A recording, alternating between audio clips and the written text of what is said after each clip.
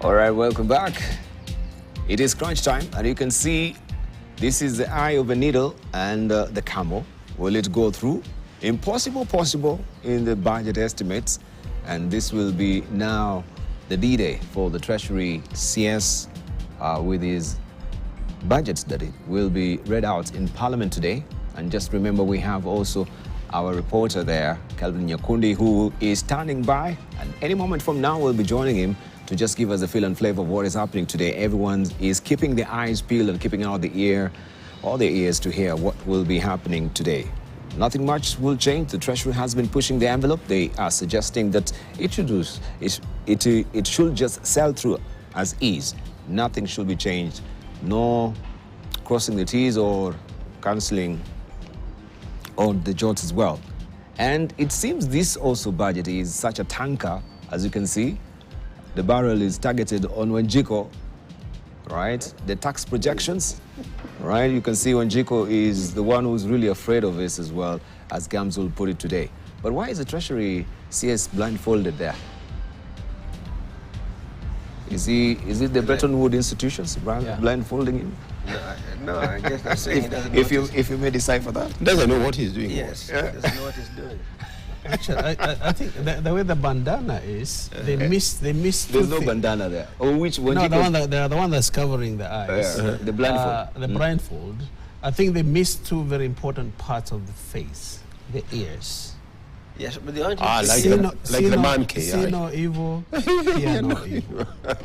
But this is hear evil. Here evil, but you don't see it. But you can even see the road, the potholes, the potholes in the road here. Yeah, but he's in a tank, so he's safe. But Wanjiko is not safe. Wanjiko is not safe. But they can't shoot her, they just want to crush her. Yeah. Oh, yeah, this is the reality. I think it has something, and I want to go to the personal of maybe Dongo. You know, I know this a way, but please, that's not the way you think. Things don't go the way you think. I've had the opportunity to talk with him. Yes. He can tell you this is the way to go, not this way. But I think he's more not to see the suffering, what's happening with this, than anything else. But it's very telling that we see interesting colors. But the lady, as opposed to the hero. But I'm asking, why would he see if the IMF is really saying we are alluding what you're doing? That's what I'm asking. That banda or that blindfold, is it from the Bretton Woods institution so that he's blindfolded by that? No, but Bretton Woods, in fairness, even to the IMF, what doesn't worry about the tax levels, for example, is if growth is a downturn, and then they are focused about how the economy will perform, don't pan out. So they would kind of say, yes, the message that you're going to raise taxes is fine, but maybe ease off here. But that would be a soft message. But we take them wrongly. And Derito, the former governor of Laikipia, was here. Yes. And he told us, as a staff of those Bretton Woods. IFC. Yes. IMF, it moves you from ICU to HDU. So you're not out of whatever you have. The World Bank is supposed to come take you from HDU to the ward. Yes, and beyond. Yes. And that's not happening. Because it's still living in HDU. Yeah, but if you're in HDU, Prof, you're assessed to be better off than if you're a candidate for critical care unit in the ICU. So you should be grateful for that. Your church would come in to pray and say, thank God, he's improved, he's now in HDU. And the expectations would be that you progressively go down the general ward and walk out of the hospital, perhaps in a matter of days. Now, if you relapse when you're in HDU, you will go back to ICU, now with much less prospects, because he had improved to HDU, now he's back again. Then you're out to your God. Wish, is there any country, you tell us, from the 80s or 90s when the IMF subs were affecting the whole of Asia and Latin America and everywhere, is there any country that really IMF has helped to get out of HDU to ICU to HDU? None. But you see, in history, a lot of what happens, that the type of things that IMF looks at is largely self-inflicted. Very cruel to say, largely self. budget deficits. We just talked about this now. You aim to increase your revenue. You don't touch your expenditures. It's within your powers to bring them down in balance, and you can actually successfully keep IMF out of town for a long time. World Bank may be more difficult because you're dealing with issues around poverty, long-term investments. IDA is 40 years, with 10 years grace, pretty generous terms. Kenya may be getting slightly less favorable than that. But is there not a misconception that these two institutions are the same thing? Whether you're talking IMF or World Bank, they have the same narrative. They have the same script, unlike us. One, you must get a Muzungu to be in charge of IMF. You must get a Muzungu to be charging IMF, meaning as a World Bank. The World Bank director must come from the US. Yeah. The IMF must come from Europe. Yes. Is the current it's not in written. But he's an American. He's an American. He's an American. No, He cannot be an Indian guy. to be, or Pakistan to be charged. American Indian. And that's why we miss it. And more, whatever we say about him, there's no way I can go to Professor's house and he give me his best thing he has. You can't.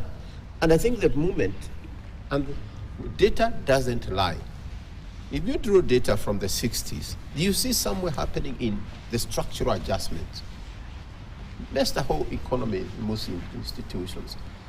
Proceed. The whole idea of when we had the inflation of one weight, there were certain things came. The whole thing of Bretton Woods coming in.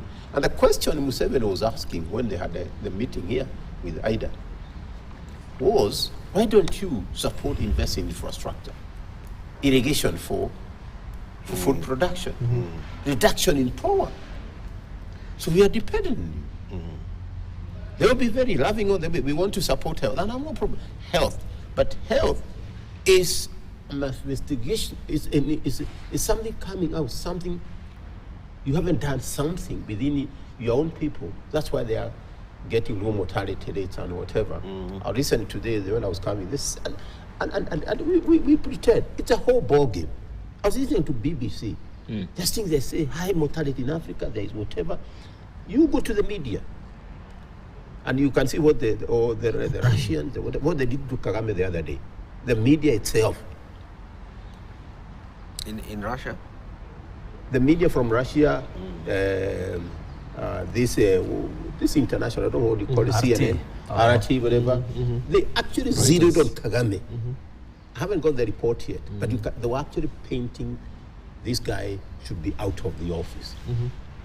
So we're not just playing with people. They're very clear what their direction is. Yeah, but you're raising very fundamental points, except that, Prof, I know you're given a fairly holistic treatment, but there are different entry points, though, isn't it? Or goals even, yeah? Yes. And I think one day we'll discuss, we'll get a chance, this tendency to push out nationalistic leaders in the South, global South, so to say. Yes. Leaders who seem to be very patriotic to their own nations. By the global North. Yes, by the global North. And for all reasons, including people like Gaddafi. You know, find the guy as oil, there's no way of undermining him or blackmailing him. Our neighbor down here, yes, Magufuli. I'm very clear he didn't buy of COVID. Oh no, that I don't want to go there. That's going back to the hospital narrative. Yes.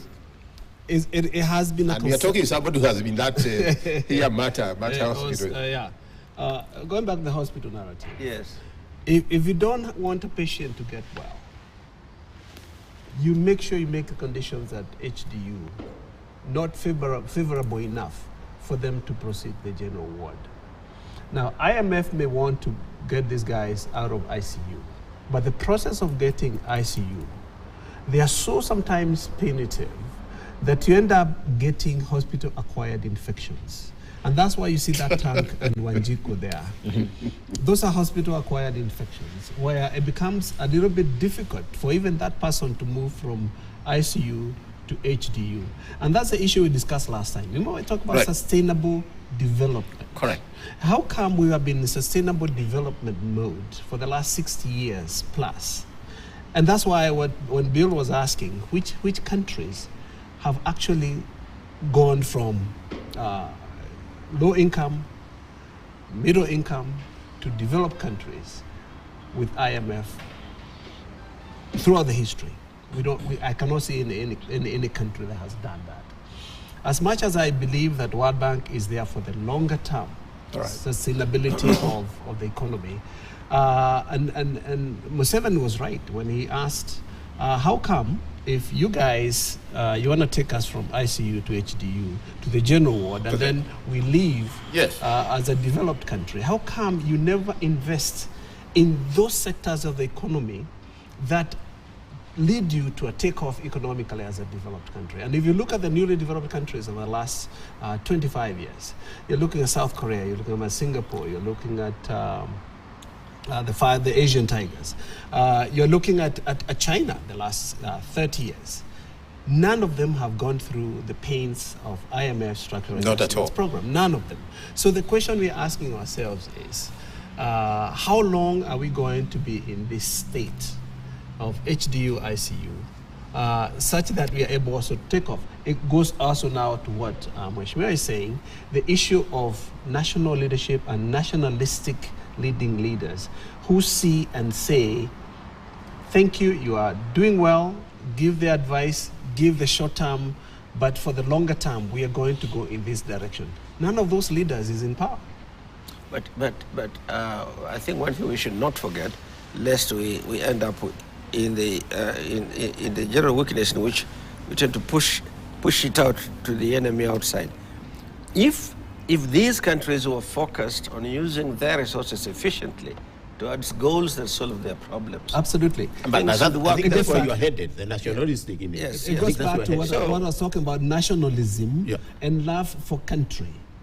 There's nothing that stops each of these countries from managing their resources properly in order for them to move from one stage of economic development to the next. But the policies that they follow, the kind of unnationalistic practices that we see in a lot of these countries, hold their countries back. Like now when you mentioned Gaddafi, for example, he was a threat. He was a threat to the West. To the global north, and it was a threat because he had all these resources and he wanted to drive all those resources in the economic development of Libya itself and extend that to the other African countries. And the de-dollarization of it as well, that we need to do away with the dollar, we peg our currency on the gold, with the green book that he really had. He did, of course, marvelous things, so we came to realize later, after everyone has been bewashed by the spin-offs from the media of the West. Yeah. I think that is a key thing also to try and see, because they want everyone that will really pander to their whims. And that's why now the people's house, parliaments come in. Like now we're just about to take this thing to Parliament, then from there will be discussed by Parliament. From there, the next steps will depend on what Parliament says. Now, if we have parliaments that are strong enough that can be able to moderate some of these positions that are coming from the Treasury to a point where they take care of Wanjiko and all those other issues, both longer term and medium term, then we have a more sober act coming out of this. And therefore, some of the punitive things that are coming now with the bill itself, they'll be moderated, and Wanjiko will be taken care of. Absolutely. Not only that, you know, in 2013-14, during the Kibaki's first term, I was the Shadow Finance Minister, and I was the chairman of the Parliamentary Network on World Bank, IMF, in East Africa. And so I worked extensively when I was in the Parliament with the IMF and the World Bank. At the time, of course, the World Bank, you know, sometimes even the individuals are different. For example, Mukhtar Diop, who was then the regional country director for worked very closely with the government on development matters, because World Bank focuses on development issues. But we were in a situation where every month we were discussing the World Bank policies, the 3 years, projection of the policies, and the country's plan, and everything was based on what we discuss and agree is what they were implementing. Mm-hmm. They were engaging, Parliament in all those things. IMF, it's not focused on development. IMF is about, about debt and loans and taxes and these things. But so we were very careful with IMF because every time we were looking at their proposals, they want retrenchment of medical workers, they want freeze on recruitment of teachers, they want this, they want that, things which would, and this is where, if you remember the former boss of World Bank, Joseph Stiglitz, how he criticized IMF. After his tenure. After yes. I mean, it is really, was the chief really economist for the whole bank. Yes, yeah. They are responsible for the Asian countries' collapse those days of the early 80s, yes, early 80s, because of their policies, particularly criticizing their fiscal policies, IMF's fiscal policies. The way they, when an economy is in a depressed situation like now, they like recommending contraction, fiscal policies instead of allowing, because you need to spend, you need to encourage the demand in the economy. You need to expand the economy. That's what they need to focus on. But they were always focusing on the opposite and making the situation worse. And it was very critical of IMF. Generally, their policies have been criticized by people in the World Bank and even those who have worked objectively for them have criticized them. So I think we need to be very careful. But the problem in Kenya is we tend to think that if some little young boy from Europe working for IMF or World Bank walks into your office and tells you, Professor Kitura should sit on that table, he is the one who should be dealing with this constitution, and the other guy should, that those are the people who are right. But in fact, what we have seen from experience, they in fact take your documents and try to get data from there and try to use that as part of the advice. So it's not like we should abdicate our responsibility. We have a lot of people who are talented, who know what's going on in this country, who know how to turn around the economy. And I think when you get into a situation where you simply hand over yourself to IMF, you're going to get into serious trouble. That I can tell you for. Right. And it's playing out now. It's playing out? It's playing out. All right. Let's see what is playing out as well in Parliament, because we have our own reporter, Kelvin Nyakundi, who's standing by to just give a feel and flavor of what is on the ground right now. We cross over to him. Kelvin, good morning, if you can hear me. Good morning, Dibal. Coming to you live from outside Parliament buildings, where legislators will be making their way, a few hours coming, in order for them to listen to Cabinet Secretary Njuguna Ndung'u as he presents the budget 2024-2025. And we are set here. Around me, we have a couple of measures that are being taken when you look at the police being deployed to different sides of Nairobi. And KTN News, we are here. We'll be bringing you the latest. We'll also be speaking to Kenyans around on the expectations on the budget that is going to be presented later this afternoon. We'll also be speaking to some of the legislators here. So security has been deployed around this area in order to just bring some order, even as we wait for the CS Treasury to present the budget. So therefore, this is what is going on around Parliament at this time. We are still waiting for the legislators to come, and also so that we can as well speak to them in order to just get a perspective of what this budget means. And remember, this budget is the one that is going to be just giving us the direction going forward for in the next financial year that will start on the 1st of July to next year. So therefore, we are going to be waiting for that. And also some of the issues that have been raised this coming just days after the conclusion of public hearings on the Finance Bill 2024-25 that will also be presented, that was presented just before the National and Finance Planning Committee earlier this week. So around here, we are still waiting for some of the legislators who are making their way into Parliament. We are also going to just be making a little bit of rounds around Nairobi in order to get a perspective of what Kenyans think when it comes to the budget day. Remember, the budget day is one of the days in Kenya where many people are waiting to get just a little bit of perspective on what is going on. And remember, the budget expenditure side of the 2024-2025, we have the different sectors that have been allocated. We have the executive that will be taking 2.2 trillion shillings. We have the consolidated fund, which will be taking 2 trillion. Counties equitable share, 400 billion. Judiciary, 23 billion. Parliament, 43 billion. And this budget, of course, is 4.1 trillion Kenya shillings. And that is what is there when it comes to also other different, the revenue side of this budget, the income tax, the value-added tax, the excise duty, the import duty, and the investment income. They have also been given some of the allocations when it comes to Parliament, when it comes to the budget rather. Also, and when we look at the finance bill as well, it has been, it has brought some issues, especially when it comes to VAT on bread, VAT on the excess duty, of course, on money transfer, and also the digital platforms. Also, we've seen that. So therefore, Debal will be here just to speak to Kenyans, getting a perspective of what they think about the budget today. Not a lot of activities going on.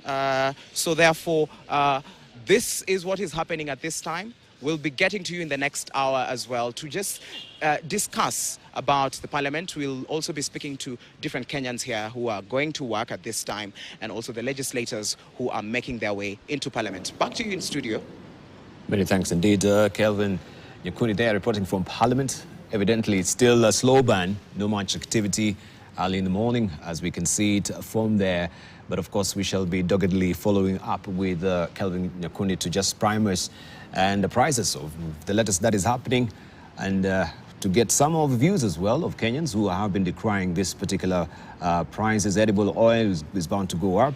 And of course, your bread there that you are severing right now, that also is bound to go up as well. Might be very costly for you if really this sells through at the end of the day. And we have also indications that the fuel levy will go up, according to the CS of Road. That is the fuel levy, he says, that has not been done since 2016. That is bound also to affect your fares to work. So there's a lot to really talk about. Remember, this is not just happening here in the country. Also, the East African region is reading the budget estimates at the same time, Uganda and Tanzania, as we know right now. So we continue pace with the panelists here to just slice and dice these matters that are developing in a raft of other issues away from the finance bill, but can directly affect also the cost of living in the country, because at the end of the day, we have the taxpayers who will be paying money. And one of the issues that we teased out is the fact that also we have a bill that the governors seem to be steamrolling through Parliament to make sure that if you are a two-term governor, then you are bound to be getting your pension in perpetuity, right? So we want just to tease out on that, Bill Okero, and I want to come to you on this, because this, I remember, was raised. There was a governor's bill that was raised in the previous administration, and it never really sailed through. I think it just died. And so someone has picked up the tab and followed through with this particular bill. But, well, the spirit behind it is good, that you need your pension at the end of the day. But the trappings around it is somewhat really, I think, it's much of opulence that truly you can actually live you know, on a bare minimum than what you expected, because they want to live like a president. You know, in 2013, when I was the chairman of finance in the Senate, and we had the first governors summoned to appear before the Senate to answer questions regarding the management of finances in their counties. I do remember the governors sitting in front of me and saying, look, we are not going to be summoned to appear before Parliament because we are like the president. Will National Assembly summon the president to come and answer questions regarding the performance of their ministries? If the president will not be summoned, we also cannot be summoned. This was the premise on which they declined to appear, you remember, and the matter ended up in court, and they were told, my friends, you have to, the law is very clear. The County Governments Act clearly puts the mandate on them, accountability. That's where the hubris began. The perception that governors feel they are like equivalent to the presidency started from the time the revolution commenced, when they insisted, the kind of vehicles they should be given, and the motorcade and the flags and everything. They wanted everything to be similar. And so I wasn't surprised then in last term when at the end of the 2 terms for the first governors, they came up with this same amendment to the law that there should be packs provided for them when they retire, and it was rejected. But so the argument that you're equivalent to the president and therefore we should be given certain packs when we retire, I think is, in my view, in the case of governance, is misplaced. I think it is not acceptable. I think what governors are entitled to is the usual terminal benefits that all other state officers get when they leave office. But there is no rationale really, because if you try to equate the presidency with the governor, I think you are completely missing the point. These are 2 different institutions. In every country, I mean, there are countries which are even federal, like the United States and others. You do not have this kind of a situation where when you are retiring, because you are a former governor, you have to be given the same kind of similar packs to what the presidency gets. And then number 2, of course, this country also cannot afford. But for me, my worry is not that. My worry is that there is political expediency always. And if the current executive feels that they need the governors for whatever future political it will be a center. I will not be surprised then Parliament would be encouraged to give support to certain levels of packs to be given to these people, and that's where the trouble is always. That sometimes we do things because of political expedience, not because it's necessary and not because it's legally necessary. Right, and of course the incoming governor of Busia will really support this particular bill. Quietly. Quietly, is really hoping and praying that. But I think this came out, and it even came earlier, and I think Prof is here. Is in charge of a pension fund for Central Bank. What's the difference? Are they not also on pension fund, a pension like we are all? Why are you looking for something else different? Because even this nonsense that I've been a president and therefore I don't want to behave, I still want to behave like a president. There's something you say, I know in 5 years, 10 years, I'll not be the president. Why if I was Jipange? And this morning was interesting. I was actually, James Mwagi came to my mind, and I don't know what I was thinking.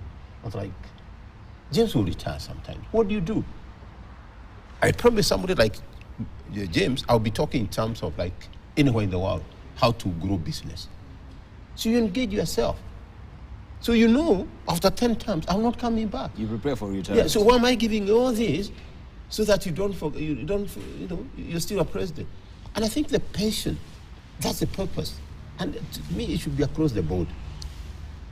So even when the governor comes here and say, I need another pack so that I stop behaving like a governor, no, there's a pension somewhere. And perhaps that's how I see the pension. For example, I know I'm going to retire from the University of Nairobi. I don't sit there until the last day they go. Until they come now, they are trying to lock the house of the university because I'm nowhere to go. But I'm told to go. And it's interesting how Kenyans, we had an argument, a colleague, a friend, high flyer CEO, got employment. Now he's almost a drug alcoholic.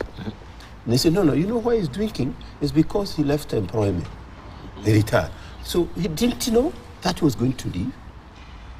So there's something here. We are babysitting some people who perhaps should be using their head, should be using their brain.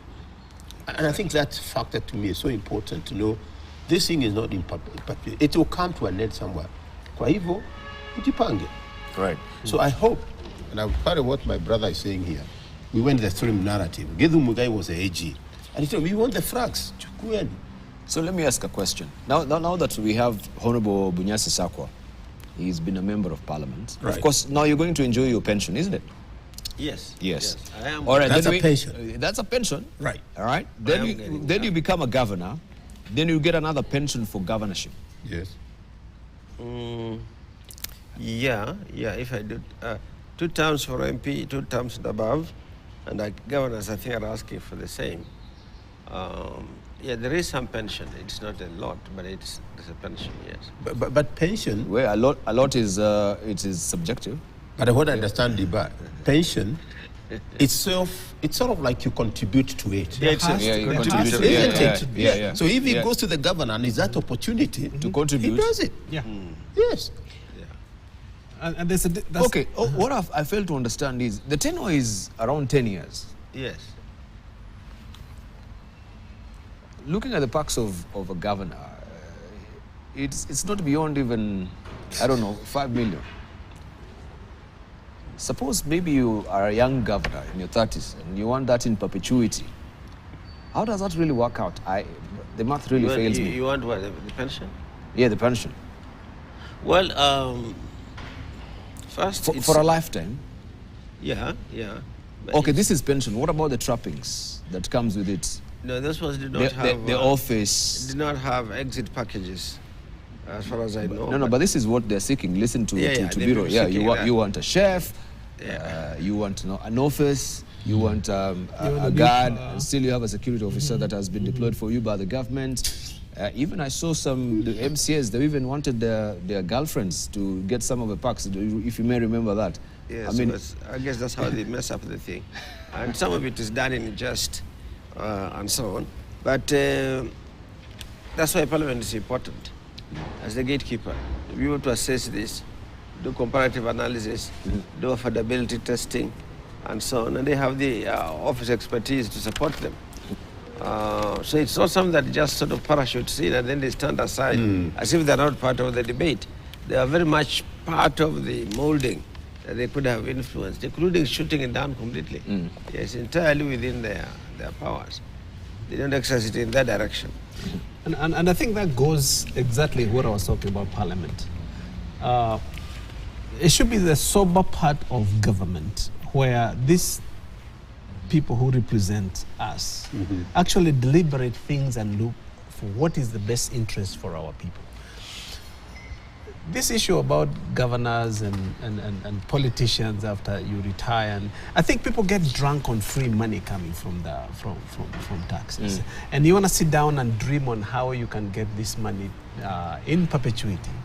Now, how I understand about pensions, and I'm in one, is you make a contribution. Don't you? Yes. Once you make a contribution, when you're actively working, and then that money is invested where you are able to get your returns from your investment and that sustains you. But when you come and tell me I want to be governor, and most governors are recareering, they probably have another pension coming from somewhere else. If they came from business, they have already sorted themselves by the time they're coming. Indeed. But don't tell me that you want to come and serve for 10 years. You want an office, you want cars, you want chefs, you want security, and for God's sake, we cannot afford. Those are things that we cannot be able to afford. And this being drunk on public funds, that's something that needs, but it's only Parliament that can tame that. So we have a Parliament that's not effective, that just listens and acts with whatever. So if now, like Bill was saying, the president comes and says, I support this for governors because there's some political gains somewhere down there. We just committed the country to a huge expenditure for the next 30, 40 years that we know we cannot be able to afford. And the only people who can do that is actually prevent that from happening is Parliament. Yeah. And that's why for me, other than the presidency, Parliament is the most important institution in a country because they keep everybody at check. When Parliament is not working, the whole country does not work. Like the US, for example, if you look at what's happening in the US right now, it's a mess. The Congress is a mess. If you look at the juvenile things that they are doing right now as we speak because of the upcoming elections with the convicted guy, The one who made prostitution with the public funds. With yes. the That's how the judge summarized it. Oh, yeah. He did prostitution with public funds. Trump. So, and therefore, if Parliament is not functioning and working and looking after the interests of the people, then the whole country goes down. Absolutely. And that's why when we appeal to the members of public, when you elect members of Parliament, look at those people as the stewards of. I can tell you, the my country brother, and the Prof, economy not moving with the forward. 13th Parliament, and they describe it being former people of that place. It's the worst we ever have in this history. And you're right. It starts with you and I. Absolutely. If we elect a thief, then you don't expect much from him. And that's the thing we need to. And I suppose what we need, we have a responsibility. And my mind goes back to the Constitution 2010. For those who are familiar, it was being voted no. Because the church had really gone to the rural areas and said, no, this Constitution is good. It's not good. And it's wisdom, Kibaki and Muthauda, Francis, to send the professionals to go to talk to their parents. And we went out. I was then on the side of the government. And it was very interesting because our parents were saying, no, the church is telling us the Constitution is not good. And they were like, these are our sons and daughters. We brought them up. They are the ones at the end of the day, they're sending some money home. Then the Constitution must be good. And it was, because one of the key things that really took offense with the church was that it was going for the gay whatever marriages, which was not right. There was nothing like that in that Constitution. And that's how our parents, we changed them. I still remember Father Amugunda was our preacher as we went to Kiambu County. Where is he still at the university still? No, he's now retired at this thing near on Thika Road, near Safari Park on your right. Queeners or something like that. I almost Yeah, I but thought he hasn't been unwell, but he's getting better. Yeah. I thought you said he's we retired to have the nyumba ya wazee along Thika. Okay. We have a responsibility Yes, indeed. to step back to get that kind of member of parliament we want. Yes. And I take it to us, Bill here, my brother, us. Because if we get the right people, we get the right parliament, then what you're saying makes a lot of sense. You know, the thing is, the richest countries are like US.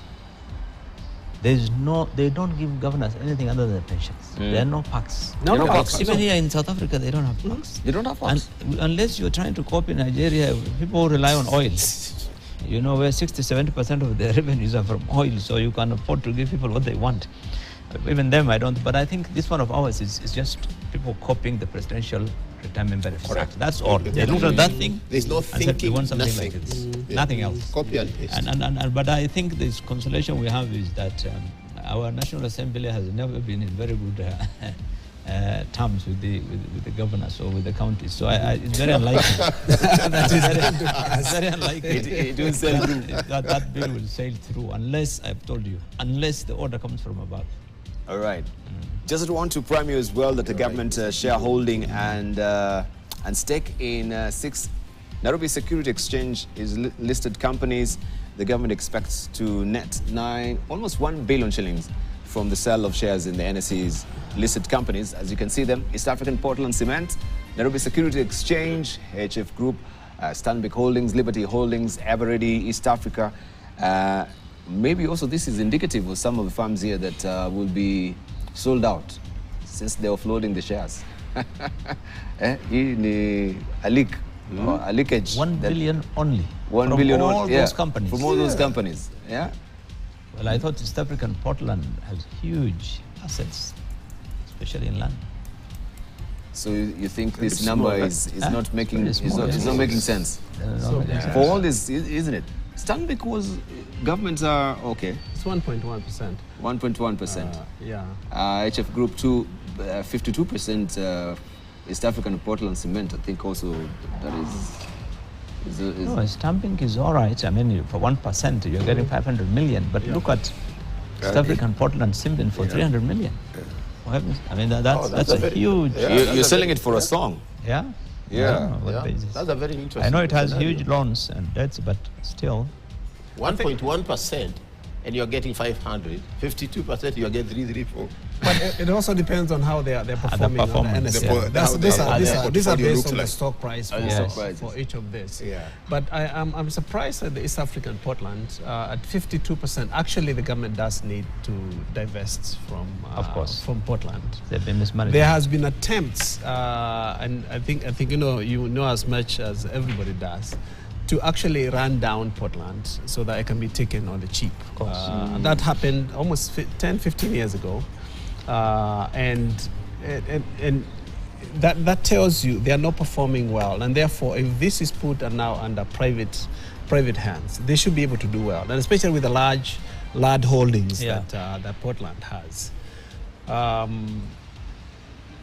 I think it's a good idea that the government divests, sells off the shares, so that whatever control they've had over time, and can actually now be driven by the private sector, which is not a bad thing at all.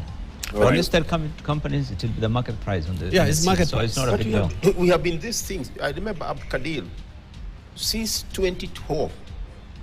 A whole report about restructuring parastatals. How many years? And we've never implemented it. That's what is happening. Where do we talk, Professor Gutura, if support Wait. government? What were we talking last week?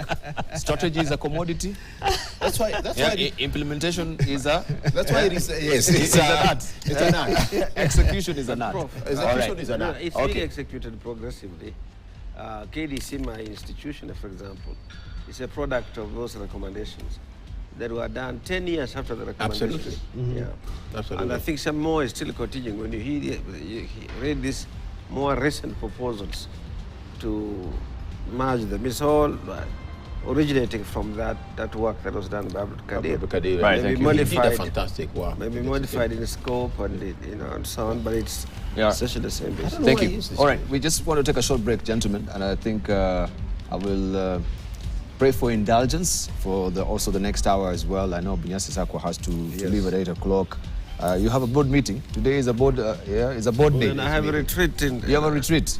Down in the Karen, Padiem is coming. No, this man is on a monthly payment of 80,000. Has it changed? No, it hasn't changed. We need to wind up. Yeah. So, Gituro, we were just doing the macroeconomic of it. The micro bit of it that I will have to just yield the chair to our business editor, Peter Wakaba, who will come and continue just to take us through on some of the issues that needs to be teased out within the bill. But I want to also just leave you with the pictures of what is happening in Parliament right now. We saw earlier our reporter Kelvin Nyakuni just giving us a feel and flavor, a slow burn. It was there, but people are there streaming in. As we can see, those are good pictures there from Parliament. As you can see, people now going to work, and we'll be seeking their views as well, just to know what they feel about, the Finance Bill 2024. Right? And even as we do that, Gituro Naina, you know this mandazi that I give you will get smaller and smaller. Because edible oil now is affecting us as well. All right, we'll leave you these pictures as Peter Wakaba prepared to come to take over in the next 1 hour. Don't go away. We still have this live wire-to-wire coverage from Parliament.